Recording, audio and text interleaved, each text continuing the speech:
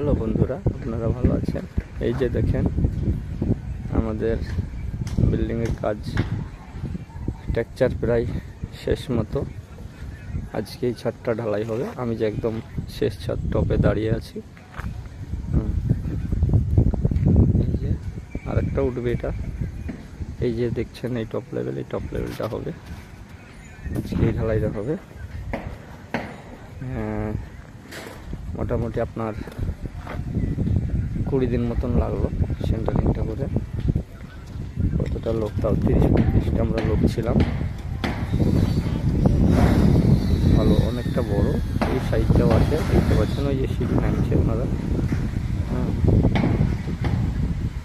ঠিক আছে গাইস, ভালো থাকবেন, সুস্থ থাকবেন, চ্যানেলটাকে সাবস্ক্রাইব করে দেবেন, লাইক করবেন।